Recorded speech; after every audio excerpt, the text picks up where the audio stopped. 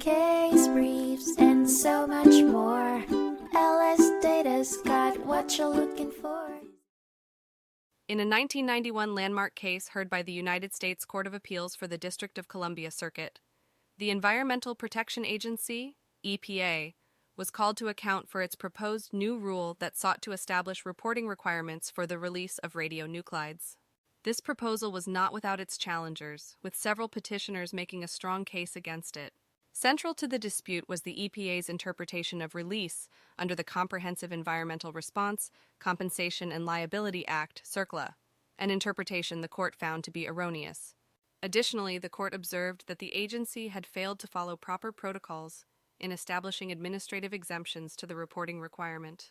The court held that the EPA's interpretation of reporting requirements did not align with the explicit terms of CERCLA, which specifies immediate notification to the National Response Center when a hazardous substance is released from a facility into the environment. Furthermore, the court refuted the EPA's argument that the risk of a release from an unenclosed containment structure is sufficient to invoke reporting requirements under CERCLA. In a damning indictment of the EPA's processes, the court concluded that the agency had not provided adequate notice and comment when it established exemptions.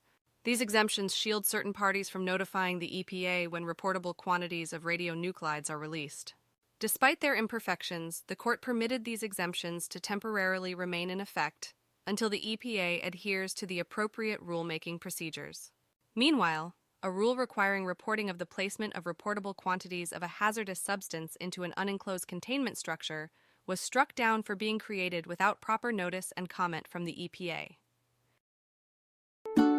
Case briefs, and so much more. LSData's got what you're looking for. Visit lsd.law, elevate your mind. Leave the stress of climb.